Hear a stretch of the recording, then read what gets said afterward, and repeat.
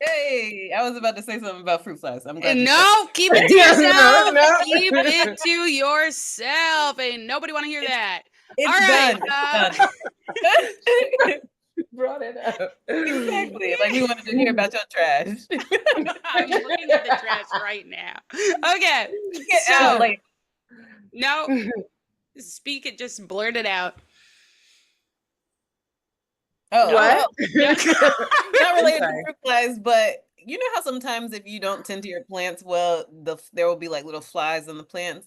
Well, I went to do my regular spray. I have neem oil and cinnamon that I spray on the plants to keep the flies away. How about there is some mushrooms growing in my monstera? See, That's scary That's to me. right. I don't, I I don't. don't, What's so I don't like it scary when about like that? I unauthorized. hate that. I hate that. You know I what You it gotta always is? want set to your be. boundaries. No, Ugh. it triggers. Remember when the trees were growing in that towel that I left? It Life triggers like begets more life. I Spontaneous know. No, see, generation. It's just scary. It's like unruly. Like, oh my God, who knows what's going on? It's a whole ecosystem in there that I'm not a part of actively. That's very true. exactly. And That's very every true. day I live, I become more disgusted. All right. Let's talk about this season 9, episode 1 of Real Housewives of Potomac. Okay. We didn't think we Amazing. would get here. The All right. premiere episode. Right.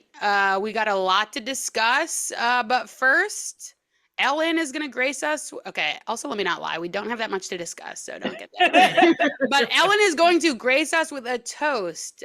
So take it away. Okay, this toast this week is sponsored by Coca-Cola because I ain't finished for drinking alcohol yet. But to the scripted and lackluster Housewives of Potomac, season 9. Truly.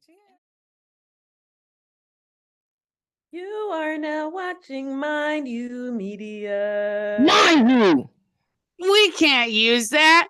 We don't have the rights. You are now streaming Mind You Media. It's been like that for so. Oh God. Yeah, but even more.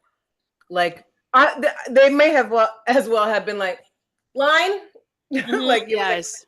good morning to you, friend. Well, Hello, Karen, my friend. I have heard that something has happened to you. I am concerned. It was so bad and disappointing.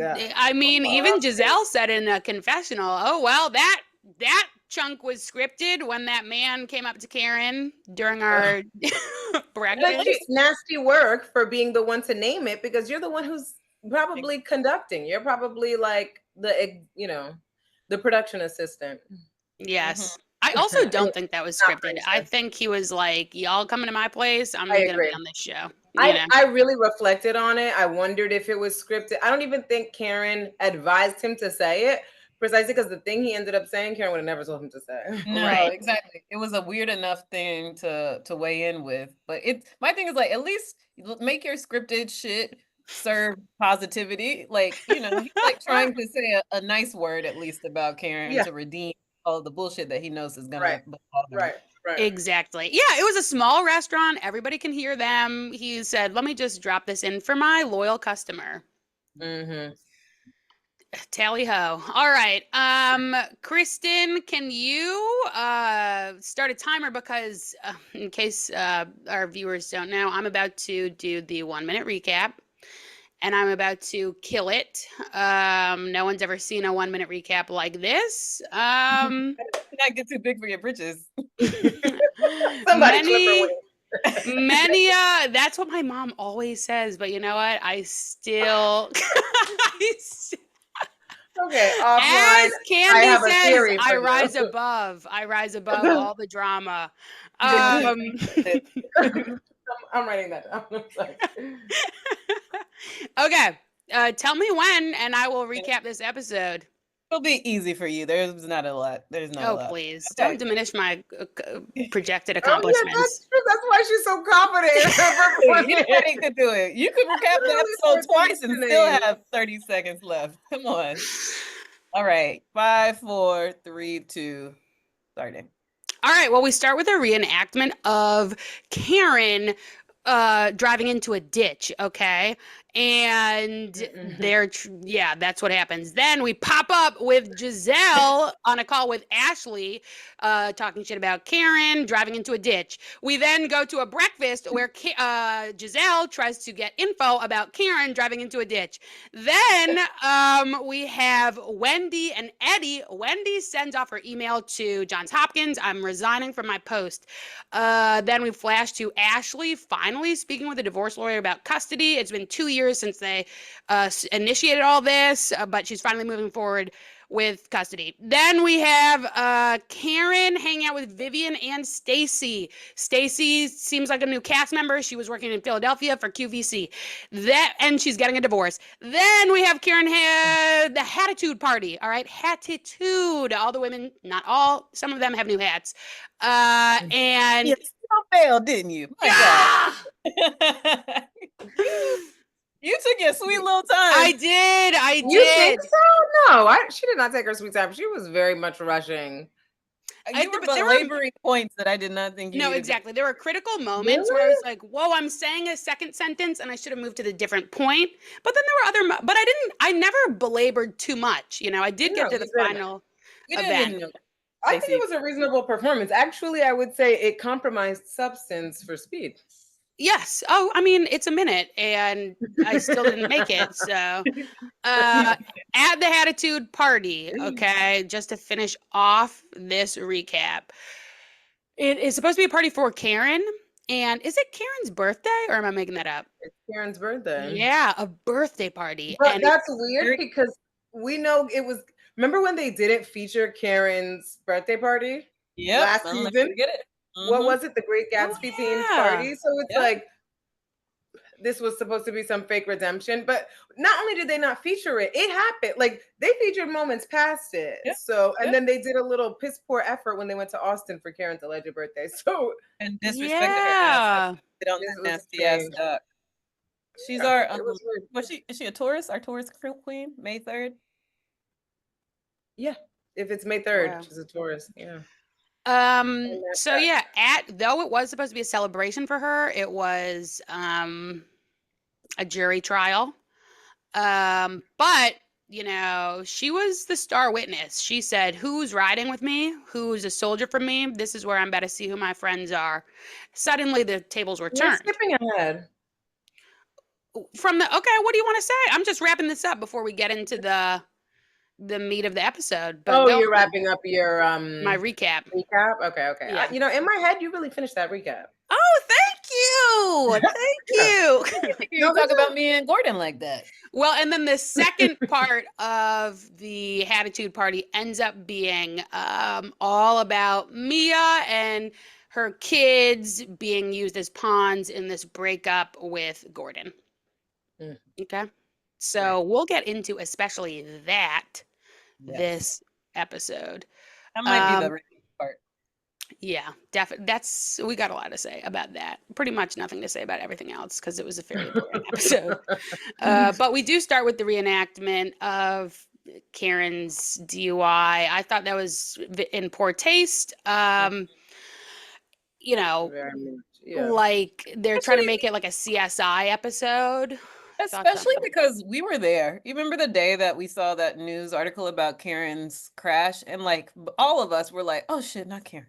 Like, Karen, oh my God. Like, and that was the sustained feeling for as long as until we learned that she was fine, and it's all. Don't nobody care about a fucking DUI. Like, like they're really trying it. Like, I'm sitting here watching this, like, and I'm like, who does production think they fucking are? Like, that was my question. And then my partner chimes in and he's like, the cops. And I said, yes. Thank you. Right. Yeah. That's right. And because CSI was a very apt analogy because the whole view is very much forensic. And instead of ambulance lights at the end post the crash, since we know Karen was injured, they do the blue light of a cop and then they go, DUI. Like, you losers. They claimed nothing about her well-being. Nothing. That's the integrity of her physical form. They literally not a word in that little reenactment. It's The point, it was nasty. It's it was, and it was just tacky. Like, ew, you think this is impressive? the reproduction of the little crash thing is dumb. Like that was a dumb way to start the whole season. It was dumb regardless of when it might have aired. But then like that sets off the opening where everybody's talking about it and it's like then everybody, I don't know, at the behest of production or is this really y'all's true values want to like be like I'm glad Karen's okay, but you know, you have to be responsible. Like you can you imagine? It's her second offense. That's She the thing. I would have never expected her to get a second DUI. What? what you If she's want to already had the yourself, first. but don't endanger other people. I'm just like, y'all are dumb.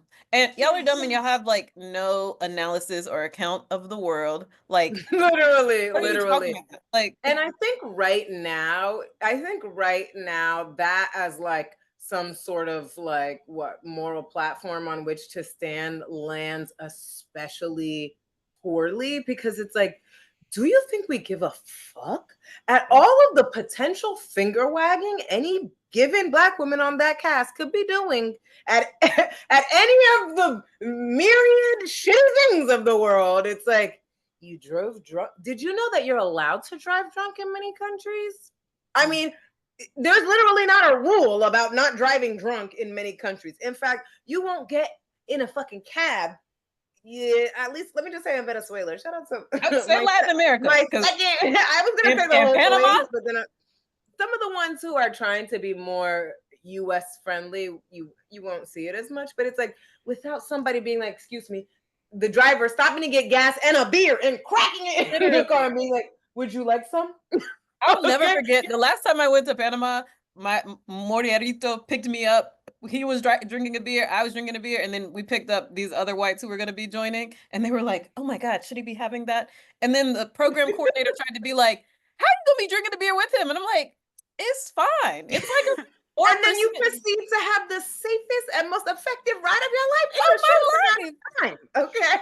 This is the thing. The streets in Potomac, as saw in that reenactment, this is true. They are windy, they are dark, okay?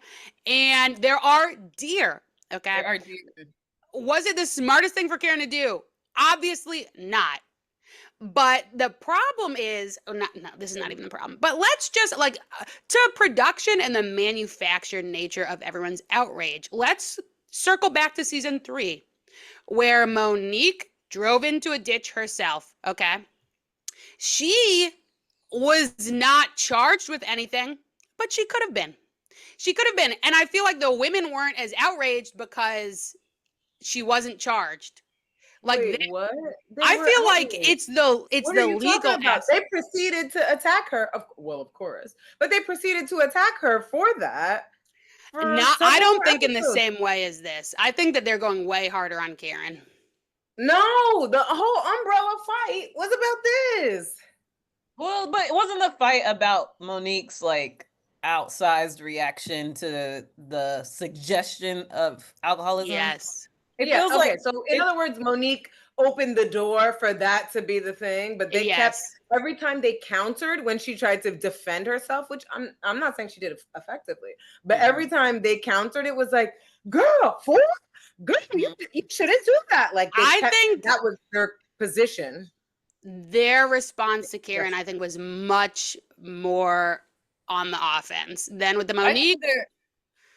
They're just lit to discipline Karen, I think. Like they're lit to be like, oh, you're so perfect. You think you're such a baddie that guess what? This is your second DUI. Like everybody, it's something about the second one and the idea that like you're endangering. That's a poor moral judgment that you have made to get in the car and like yes, nobody brought that up. They called her a danger to society. Okay, well, is what they called Karen. That. They're gonna say that next episode. They didn't really say that this episode, but yeah, go on.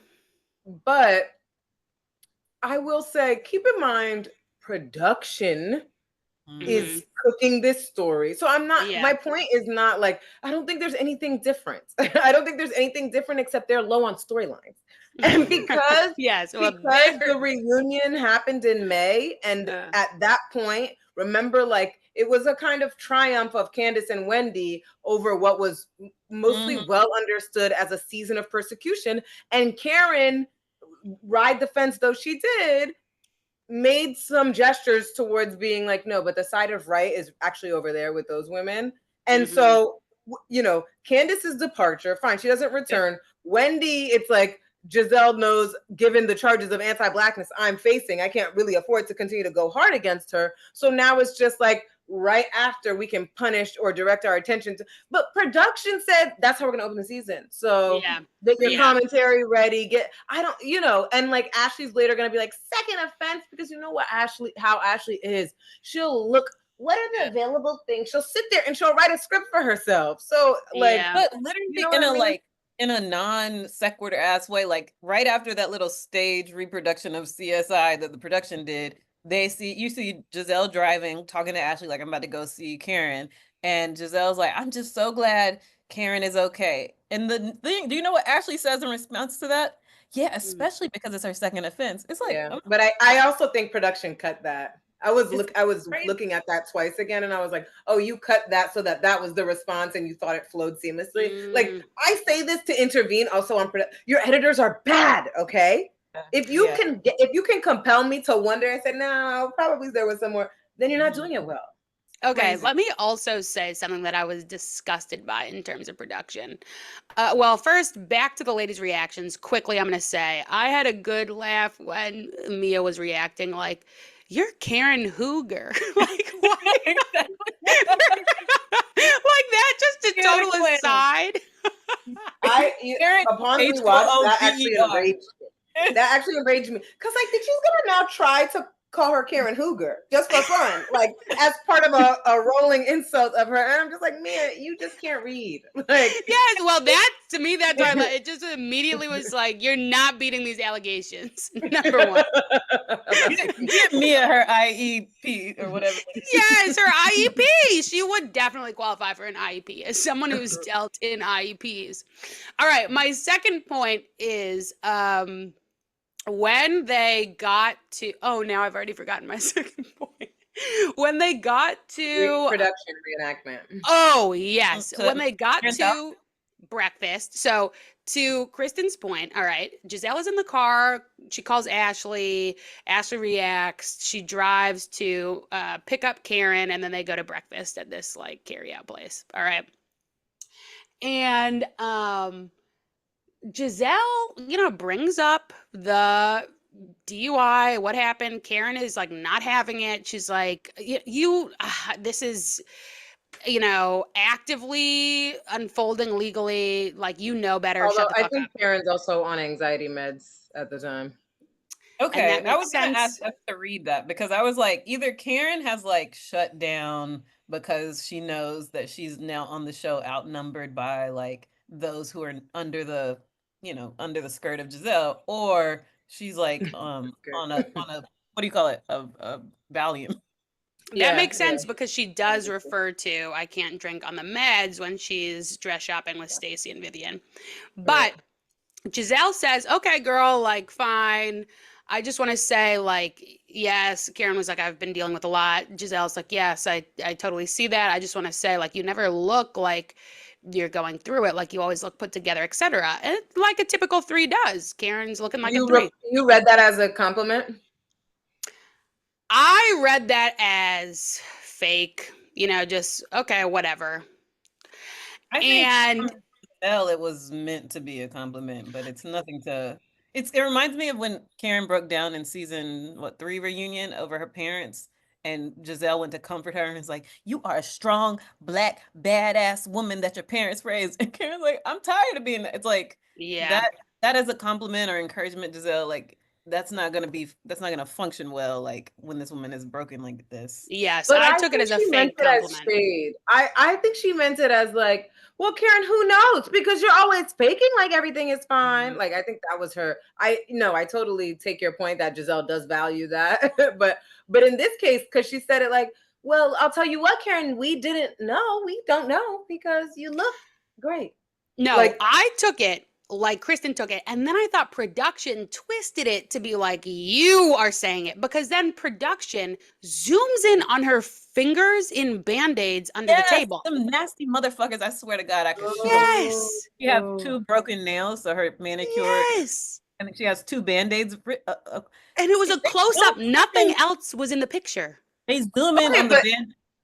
let's combine both of these readings because maybe production, given that they are totally identified with Gizelle, knew they were properly reading their girl as trying to shade Karen, even though she's masking it. And they say, "We'll get you. We'll back you up, baby girl." And then they feature the So that was my main takeaway from the whole breakfast was how they zoomed in on her broken nails. I thought that was crazy. It's so nuts. Like, why? It reminds me of last season when they zoomed in on Candace's top of her coochie and then put the oh my more. god, oh my It's god. like, y'all really love to fucking find a way to disrespect and denigrate the appearance of these women. Like, what? I'll be living my best life and having 2 broken nails. That's okay, you know? But and also just like I don't like what is that? What is it supposed to prove? You might break a nail the fucking minute you leave the salon. Yep. It's nasty. It's and nasty. what if those are wounds from the crash? Well, that's they want us, no matter what it is, they want us to think of Karen as, you know, not her best. So, moving on though. We then go into, as I said in the recap, there are a number of flash scenes, but the next juicy scene, if you can even categorize it as that, we have Mia and Gordon eating ice cream with 2 out of the 3 kids. They took the 3rd kid, is no longer on the cast. But on the cast. What's going on? Mia, are you going to just discard that young boy? Like, it's her child. Where is he? We don't know. They kept the 2 kids in helmets, but the other, he's gone. Thoughts on that convo with Mia and Gordon? At this point, the 2 are no longer together, but they now live in the same building, and she is with Ink. My thought is that Mia is a clown and she's committed to clowning as her contribution to the show, her contribution / like ticket to stay on. And I think the major takeaway is just like, oh, Mia, will you stop at nothing to clown your way to fame? Because why are y'all bringing up, and Mia, why are you reintroducing this Jeremiah storyline when I thought we put that to bed at the reunion? Mia told us when, Gordon raised during that appended last scene on the last episode of season 8's finale. Gordon Ray's like, well, you're the one who, Ink keeps saying that Jeremiah is his, and that's fucked up, blah, blah, blah. At the reunion, Mia tells us, yes, Ink does think that Jeremiah is his, but I know my body, I know my child, and we got Jeremiah by IUI, that procedure where the medics mix up the egg and the sperm and then insert it. So it's like, I thought, and mix up the egg and the sperm. Do a little scramble. A little quick scramble in the pan. They soft scramble it. They soft scramble it. No, they take the sperm, which by the way, y'all, a sperm and an egg are actually the same. Like the insistence on thinking of them differently is intended to biologize, which is to say make biologically essential sex difference, Okay, anyway, sorry. But they take the sperm sample and then they put it in her uterus. So, the egg has already descended. She's ovulating. So presumably the thing doesn't have so there's no scramble. There's no the scramble happens, the scramble happens inside. Okay. They put the pan and they scramble it. But the point that's how you know it's the man's sperm. Like it's not like the doctor will accidentally jizz in the, like I watched a documentary where that happened. But Catherine, a resident documentarian. But the point of that story, and thank you for your very explicit, clarification of the process. The point is that regardless, Mia raised the fact of her having undergone IUI to put to bed this idea that Jeremiah is anybody else's but Gordon's. So the fact that she said, "Shut up, don't be ridiculous. I did IUI." Exactly. And so, but then Mia herself is the one now reintroducing, like, well, now Ink wants to get a paternity test. What are But we then doing? when you think about it, maybe she was always the one introducing it because she's trying to gaslight us and be like, right, like her and Ink follow through, Grandpa, like that little flash forward, and it's like you finish the job, you raised it, finish the job. It's like if Gordon said it in an argument that got filmed by production, you called the production up to come film the argument, Mia. You're the one who has the contract. The husbands don't have a contract unless this season maybe that changed and they're giving Gordon an independent contract so he can continue to participate and cash in. But you invited them in. So, and if you had said, cut that part out for the sake, if you had drawn an insistence for the security or well-being of, I don't know, 100%. it would not have been featured. So you're not going to sit here and blame Gordon for questioning the paternity when you brought it to the stage. And now you're like, finish it. You finish the plot you wrote and distributed to the relevant actors. Right. Truly. Meanwhile, these kids look smack like Gordon. I'm sorry, but no one can tell me otherwise. I am of that opinion too. Juju and Jeremiah look identical. They may as well be twins. And to me, both of their faces look like Gordon more than they look like Mia. I mean, to Ellen's point, we don't know what Mia looks like, but it makes me think that, I mean, Kristen said this off camera, but that perhaps Gordon and Mia are twins. Like, they look that similar. And I'm seeing, like, there's it's true. Yeah, because I used to take for granted that what is in their face is Gordon, but then I looked and I said, no, they have the same face, but there's some brow. There's a Mia brow that you don't know. They have the Gordon underbite though. They have the Gordon underbite, both of them. Oh, they do? Mm-hmm. Oh, yeah. That's what to me. What if Mia has an underbite? She might does. We'll never know. Doesn't Mia have an underbite? If Gordon turns out to be Mia's dad, it's going to be so effed up. That would be so effed. I would really be like, okay, Mia, I get it. We're the twins. That's more likely the story. Oh, God. I'm sorry that happened to you, Mia.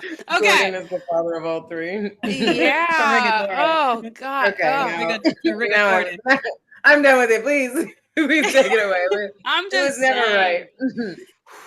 It's not right, but it's okay. R.I.P. Whitney. Okay. Do we have anything to wrap up on that scene other than it's just like Mia, the way she moves? I mean, Kristen just said she'll stop at nothing. Like, this is how nice to watch. Like, do y'all even care to like parse that? It's just so tragic and transparently pornotropic. Like, it's so transparently like self-abasing. Like, here, I'm gonna cook this little, it's just like, if it were self-abasing, which it is, but if it were just that, I would be like, cringe, but to me it's always how she will stop at like the closest family member you can imagine. She will like totally pimp out and destroy for this show. Like, should we track mom? Exactly. She starts with the mom. The son whose name we don't know, who has been booted from the cast. What's his name? Yeah. That was the son with the IEP? No, it was this. No, Jeremiah. Oh, wow. But the other one, remember, she was talking about his IEP, talking about his little ding-a-ling on the show. That was the same one. Okay, I know she talked about his penis, but I didn't know that was the same IEP penis combo. What it was. She then pimps out the best friend since high school, Jacqueline, and now the other son, potentially the same son. We're not sure on that story, but like, if you are close to Mia, watch the fuck out. And that, to me, that is just like, I'm not interested in those storylines. And those are non-consensual. People who your mom didn't ask for that, it seems to me. Certainly the boys did not ask for that. So the children cannot consent. So it's unaccountable. It's ugly. It's like, it speaks to her unrealness as a person. It's like, we don't know what you look like, Mia. Your motives are whatever is opportune at the given time. Like, it's Okay, now I feel like we should try an empathetic reading very soon, but maybe we'll do it in the context of this. I feel like the first season she was on, and this was all I'll say, then I'll move on, but the first season she was on, I could not at all relate to me. I thought the mom plotline was so ugly. I think now I'm at the point where I do, I am more empathetic, but it's still like, how many people will you destroy? It's like, like, No, but the empathy is just to contextualize it, like, yeah, yeah, yeah. And to give her credit where it's, like last season we were trying to read like maybe there is something about Gordon's outburst that Mia's like, listen, I'm an exhibitionist clown, but you're taking it too far by doing something that's going to make your family member kill himself or herself, whoever it was. I felt right. like it was an extension of like, okay, maybe even Mia has a boundary or something. Yeah, Yeah. yeah, that's But true. it's too narrowly concerned with like death as the worst possible outcome, right? Like it's right at the boundary of life and death. And it's like, it's possible to suffer a ugly life via people's behaviors. But that's actually, we should think of it like that, because I think that's a key place for us to contextualize it. Yeah, I think Mia is like, it's all fun, it's all a joke, it's all kidding, and then someone dies, and it's Life like, better whoa. be, life Yeah, better be one big joke, and which means like there's That's no there's nothing sacred about the quality of a life. It's just life itself is sacred. yeah, mm. yeah. Which All is right. why she says, do whatever you want to yourself, but then when you're gonna hurt society, it's like oh my God, that was such an unsustainable comment. Like, what are you talking about? Like, Karen Hooger, call an Uber. All right. mm, Then we go to the main scene of the show. The episode was the Oh, Hattitude. ho, Oh. ho, ho, ho, sorry, ho. You forgot Wendy and Eddie's quick. and that needs to be mentioned. All right. Well, we said that in the minute recap. Wendy is leaving her post and also taking over Eddie's office. I just want to say, to the point of scriptedness, I don't know, but it seems to me that that was not the time, the honest email that she sent to resign from her post. That Yeah. we saw her Yes. writing in real time, and that she sent Uh, and said that was very clearly a no. stage. Now, what makes you say that she wrote it in the body of an email instead of on a document with some sort of letterhead and a signature? I feel like that brief glimmer we got of even the writing of it, I saw like new Comic sentences Sans. started with lowercase, lowercase. I'm just Dear like, Dean. it was like she was like, "Hello, Dean and Sir, and to whom it may Yeah. concern, my great provost." Like all the terms. That's actually true. Like No, it's she said deed and chair. Dean and Chair.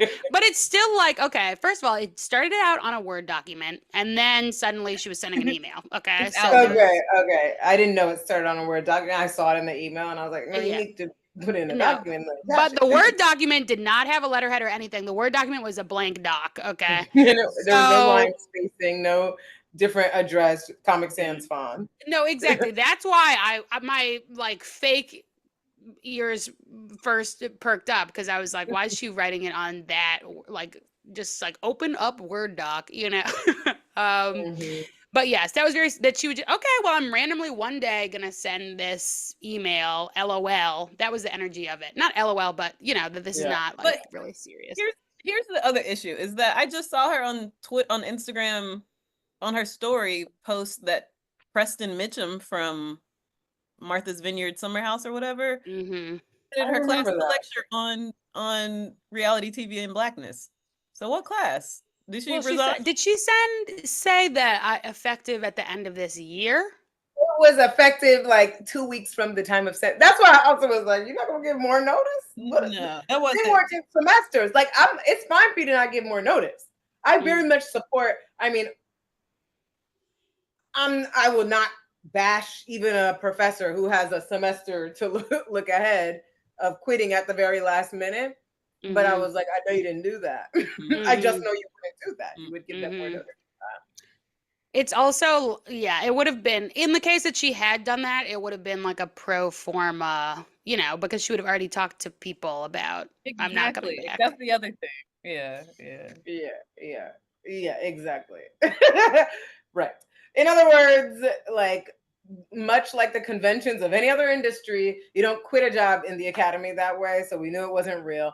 But they do that kind of reenactment, like they do that shit on Love Island too. So it's like it was okay if that was the general sentiment. The thing that remains strange is the Preston Mitchum lecturing Yes. in her class because it's like, oh, I think the course is still running. But then again, I also think her job opening it got posted like 2 weeks ago, and I'm like, oh, Oh, maybe I is that the one in government? Is that her? Oh, that I was thought she was in the School of Ed. I don't know what. her. I her think degree is yeah. She maybe in has the a school of she has a at PhD Rutgers. in community education and relations and Hmm. social dynamics or something.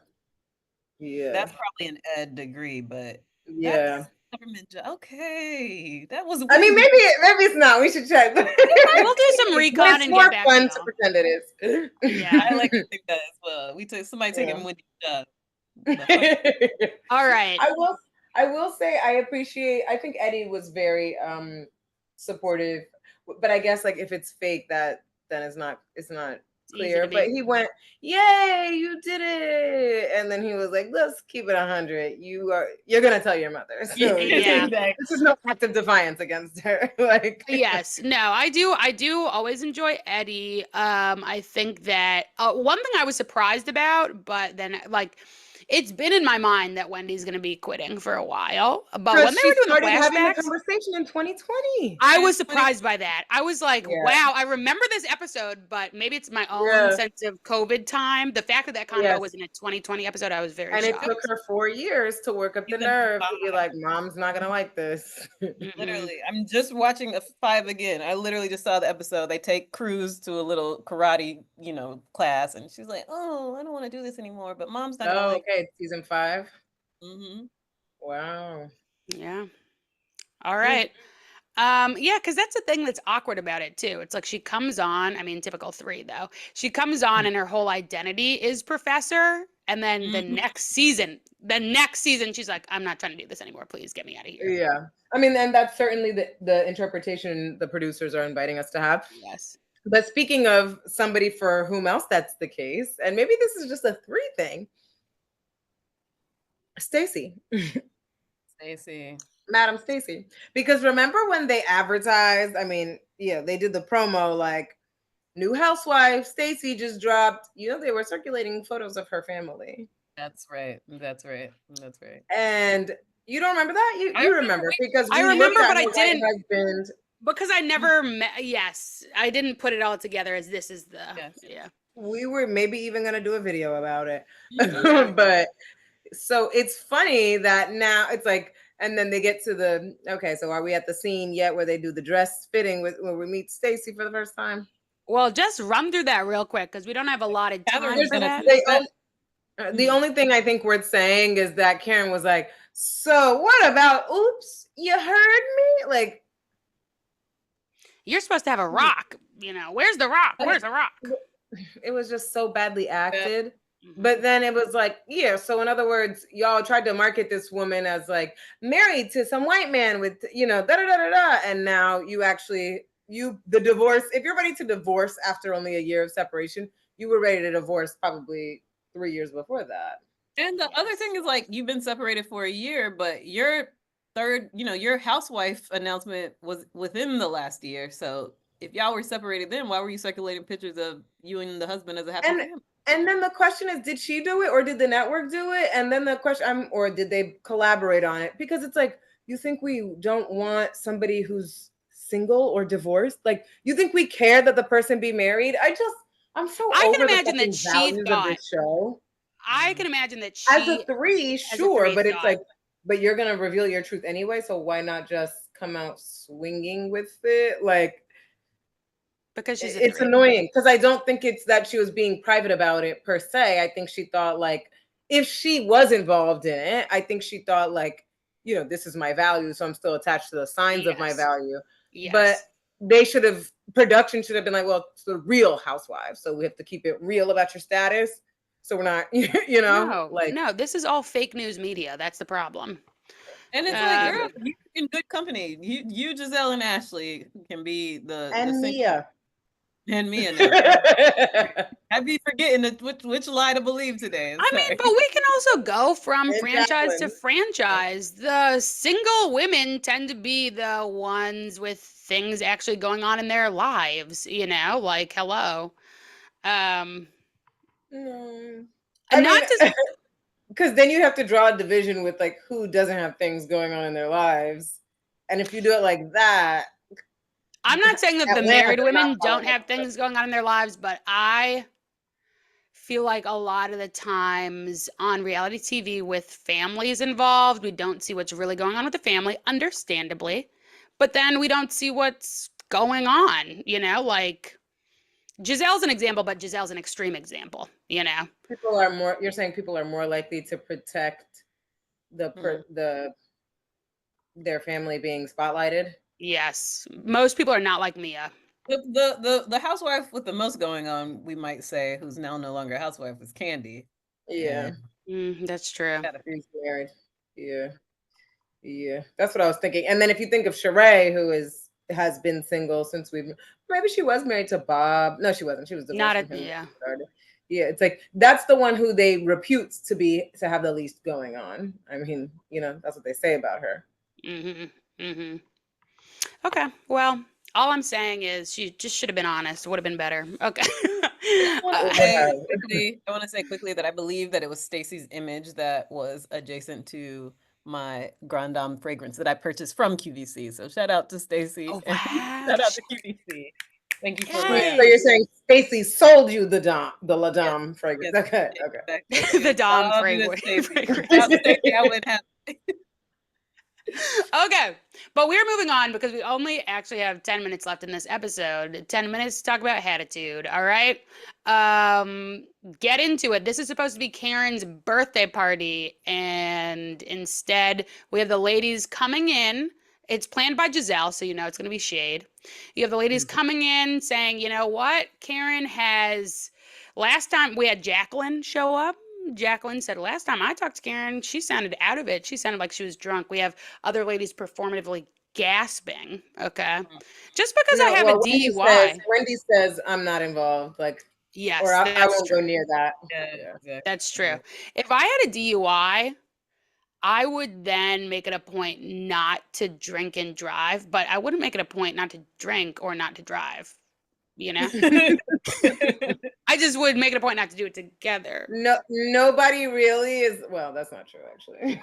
That's not true, actually. I know somebody who did do that afterwards.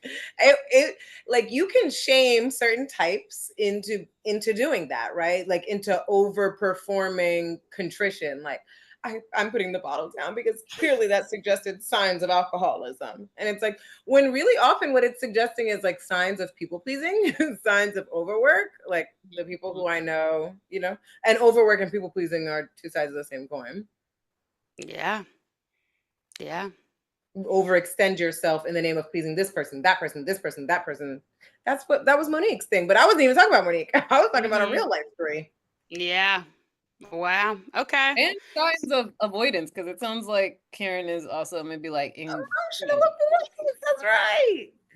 Mm-hmm. Yeah. Wait, do you drink to how? Well, What? I guess in terms of the matrix of things you're naming, it's like if I'm out and I'm with people and we're drinking, I'm gonna be easily susceptible to being, people, what do you call it, peer pressured into staying, to like drinking more, to hanging out, because I'm also not necessarily trying to go home and face the problems either that are going on. Okay. So Okay. Yeah. If you know you're going home to someone who may or may not love you. Right? Oh, that's nice. I want to understand where they are, because I thought they had got back to And I'm love. kind of annoyed that the show showed that clip. I'm like, okay, please don't like drag in 4-year-old marriage issues. Like, but like, can you Yeah. imagine how much that will fuck with your relationship if a show does that? Right. Now that's your brand, is that Ray might not Yeah, love it's you. like, oh, because we addressed it and have tried to heal from it.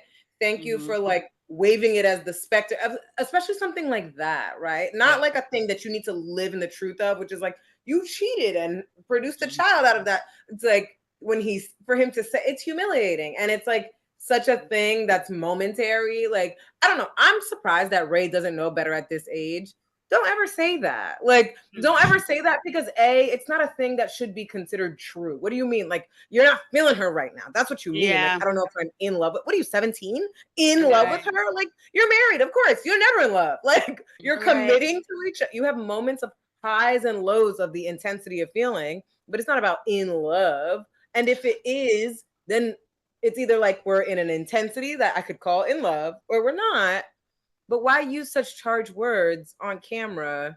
Well, that's the thing. On camera, Especially in a show that you know is highly scripted, you're gonna say something that feels true in the moment. it feels to me like it was punishment for what is probably more true or interesting to talk about is like the dynamics of their relationship have changed and each of them are reacting to it differently. Like Karen Yep. is now a housewife personality person whose name is more visible, and she's also 20 years younger than Ray, so like he's in the sunset of his life and getting old and slowing down and probably wants to just be like slow and in Florida with her, and she still has some stamina and wants to make good on all of this like visibility that she has, and like Yeah. that aspect of the trouble between them would probably be more instructive to talk about and thoughtful to hear about Yes. as a viewer, but like in the Yeah. terms of like I'm a businesswoman and Ray just But doesn't get it's Right. probably because they don't talk like, like they don't go to therapy to address it on the terms that they're actually experiencing it. So for Ray, it really will boil down. But I was reading you saying that he was wielding it as punishment too for this, like, her newfound status and her investment in pursuing it. And I think that's right. And now I want to know, what do we think Ray's Enneatype is? Mm. never have said that. Yes, I know it's really hard. And then B, yeah, it's like, right, that's a nasty bit of punishment because it really is like, girl, who do you think you are? Like, do you want me to like go but you can't make good on that threat. Nobody's getting No. with you. No one younger is Right. getting with you anymore, right? Right. So stop. Well, let's return in a future episode. Let's all marinate on Ray's Enneagram. Let's transition though to the second kind of you know, Hattitude starts with everybody getting on Karen for endangering society.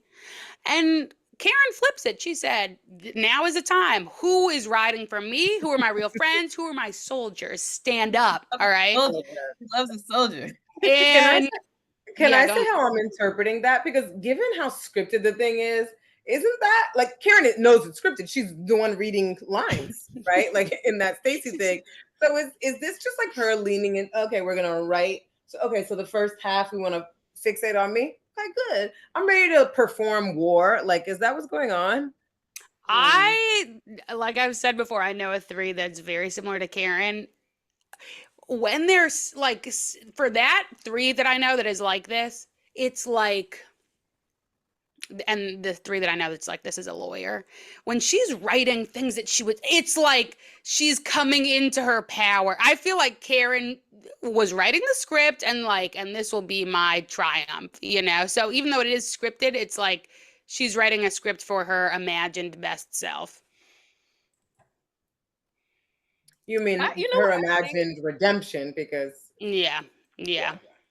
I think like how that we've been like tracking Karen's evolution over the show. She was very like, etiquette and elitist at the beginning, and then like, her parents died and it feels like that was an opening for her to live a certain kind of truer version of herself. I think also Candace leaving this season has like, my sense is that it's leaving Karen a little bereft because Candace was not just her friend, but also a kind of like ethical anchor for Mm, honest behavior from Karen, I think, as well as like reads and keeping people accountable and being like, true to oneself.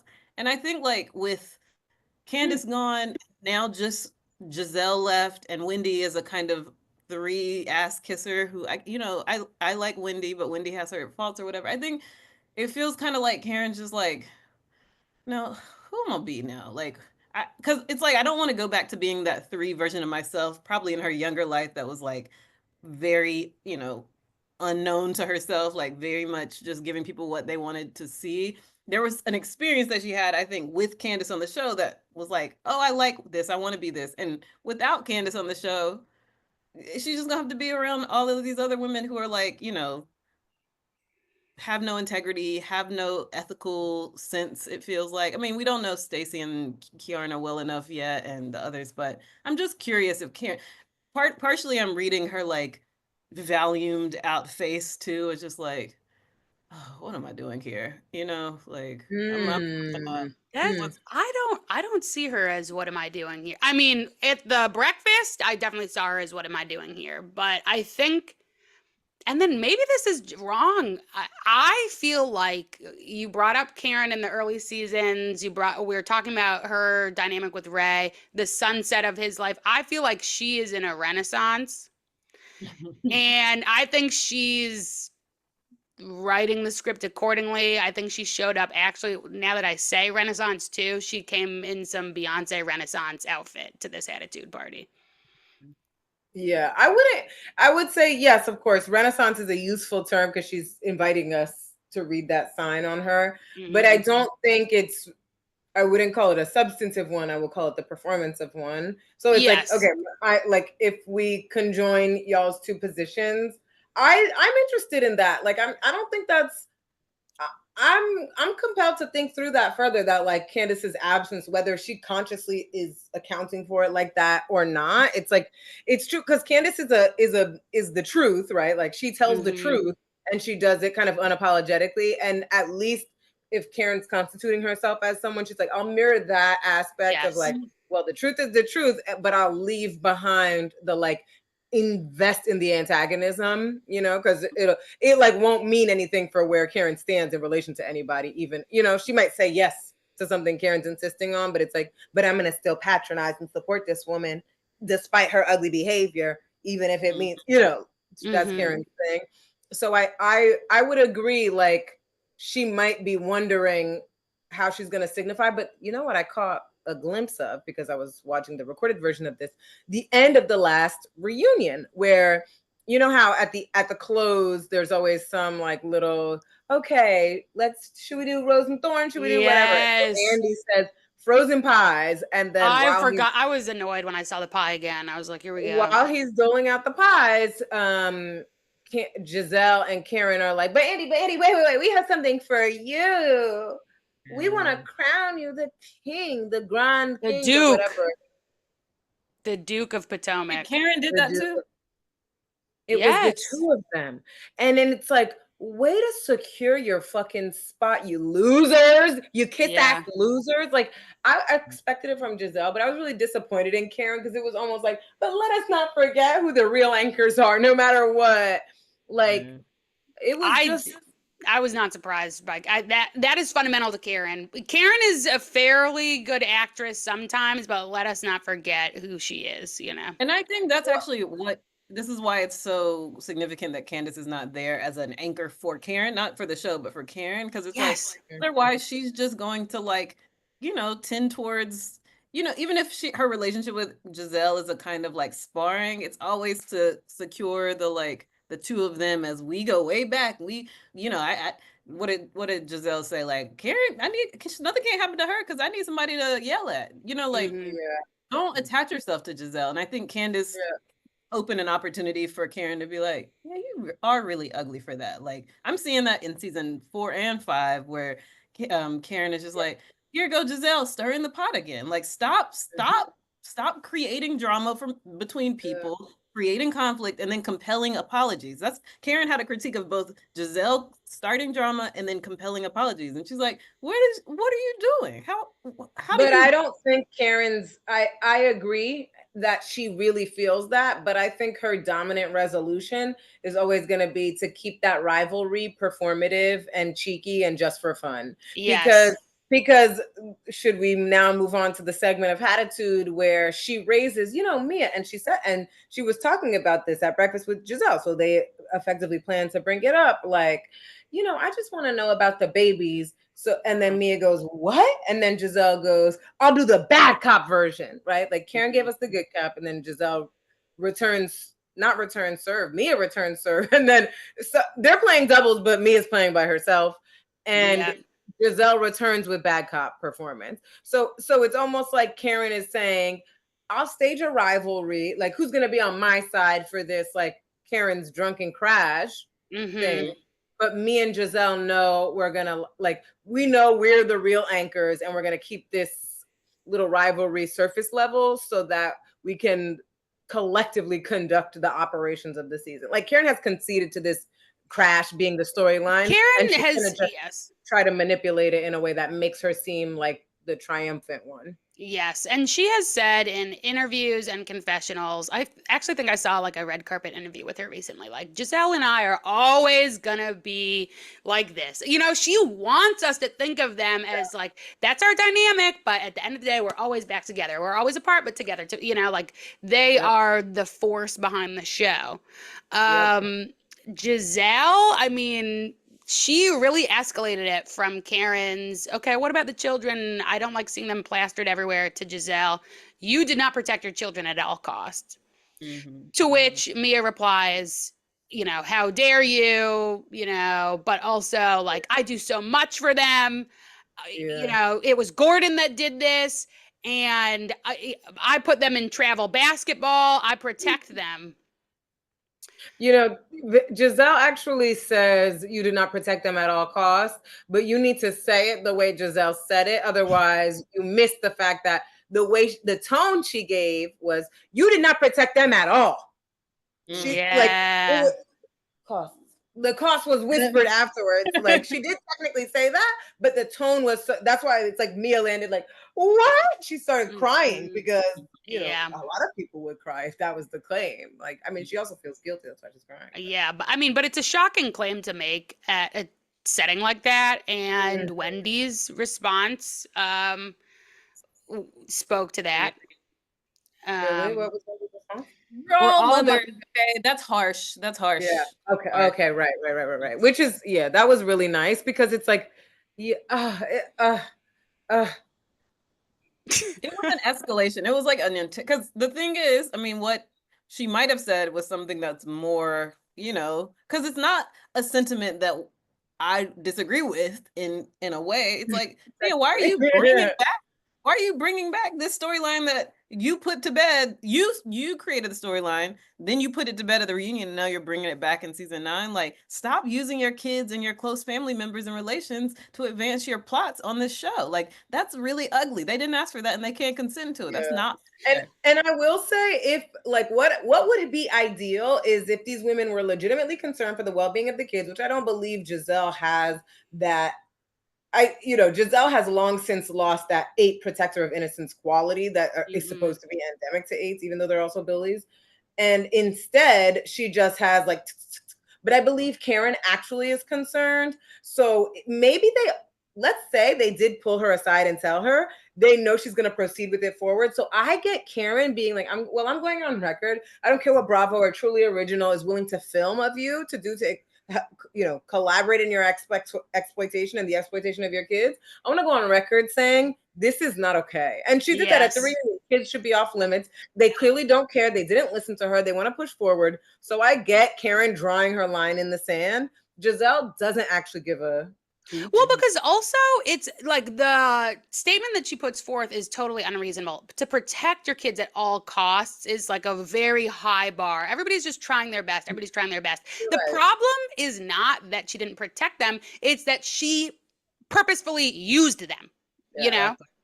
And if you recall, Karen, who brought it up at a point in the conversation where she says, well, listen, Mia, I actually have a bone to pick with Gordon about this. Like, she doesn't actually charge Mia with it initially. She's like, but I don't like Gordon for doing this. Like, and then kind of transitions into being like, yeah, but you're not protecting them in a way. And then Gizelle takes the opportunity to like go very hard at her. Like, Karen was like trying to, I think, give Mia grace. And I think we were talking about before, like, okay, there might be grace to be had, or like maybe as another Black woman on TV, you should lead from a place of like, I'm not trying to just advance this plot of you being an ain't shit welfare mom who doesn't care about your children. Like, let me not go to that as the assumption first, but like maybe be curious about, no, Mia, what are you thinking about with respect to the fact that Jeremiah's name is getting run through the mud all over the show?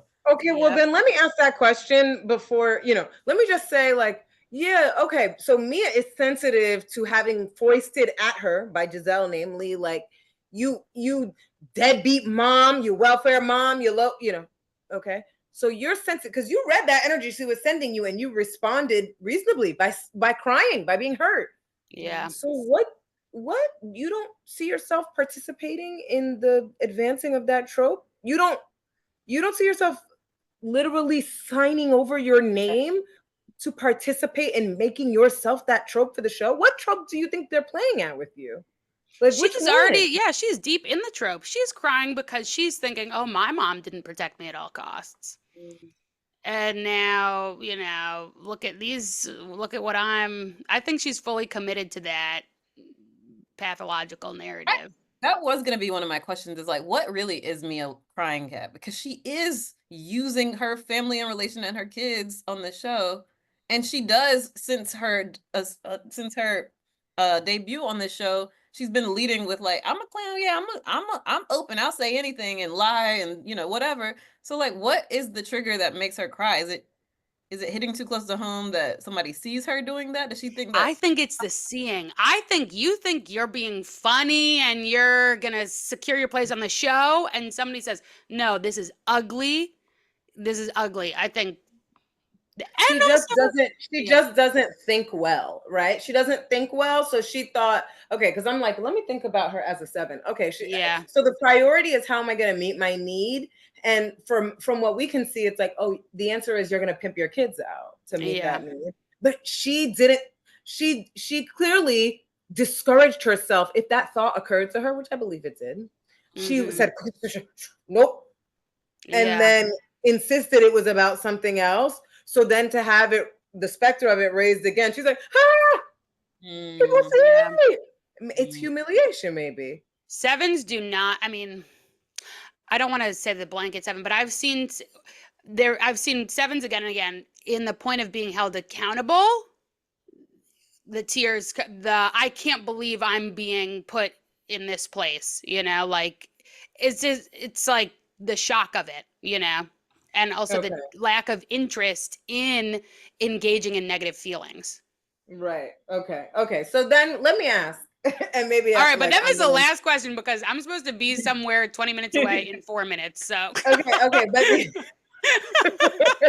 it's gonna work. So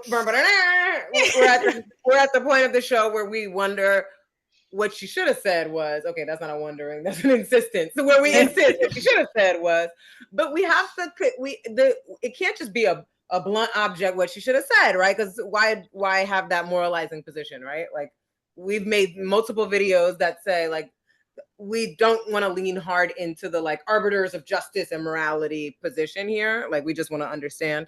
But what she should have said for Gizelle, right? Like, what she should have said if she really wanted to be effective, if she wanted to land well, if she wanted to deliver a message that would be received well by the 7.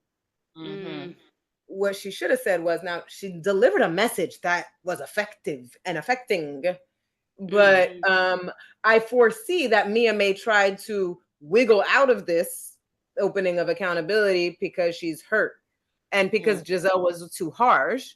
So now Mia can dwell on the hurtful thing Gizelle said instead of take a look in the mirror. So how could we have said Giselle's thing? How could Gizelle have said it more effectively such that it would land on Mia without her being able to wiggle out of accountability? The problem for me is I've been like role playing in my mind this whole time you're talking. I speak like Gizelle, and everything that I was coming up with was, I don't think would have been received, because I'm thinking like, you want to put all of the blame on Gordon. This is my like, what could you have done differently, Mia? Like, these are your kids too. These are your kids and their faces are everywhere. What could you have done, So then I love that. That's what Gizelle should have said was, okay, drawing on what Karen said, Mia, I'm wondering, because if I put myself in your shoes, I would have moved differently on multiple levels. So my question to you is, Mia, what could you have done differently such that your kids wouldn't be all over the media? Yes. And I use that strategy, unfortunately, with someone very frequently who's not receptive to that strategy. But I think it's helpful because it's like, you're not saying that Gordon or the other person in the conflict did everything right, but you're just saying like, we all could, everybody has things they could do differently, you know? Mhm. And let me invite you to reflect, because maybe things have been so fast moving and chaotic that you haven't actually felt the time to sit and process what's happening. But like your Yes, kids are yeah. involved. Yeah. And then it puts the onus on her to reach. Then she has to face this little thing that was hiding there, going, hey, the kids, what about them? They're being exploited. And then she has to go, time to listen to that. Like, you know. Yeah. Okay. Thanks, Gizelle. Yeah, yeah. I You mean, guys are Gizelle's on quick the to take credit for what she doesn't deserve it for. okay, well, with that being said, I'm gonna run off to my event. Yes, Yes, everybody, like, comment, subscribe. Let us know if you think she should have said, in quotes, because, all the qualifiers Ellen gave us. But like, what are some things that you would have urged Mia to think with? Yeah. Yeah. And then And let us know what you think about the scripting of this new season. exactly. Yeah, yeah. Or even the vibe. I loved the new cherry blossom thing. I didn't say that. That It's was, the Real Housewives of Potomac dramatic series now, because it's not reality. Yeah, yeah. yeah. Dramatic series run by white supremacist white gay. Right. It's like one of those documentaries with reenactments. Oh, literally, that's how they started it. Anyways, all Yeah. right. I'm finna give up on it soon, okay? Yeah. Yeah, yeah, yeah. Don't hold your breath. Okay. Bye, y'all. Bye.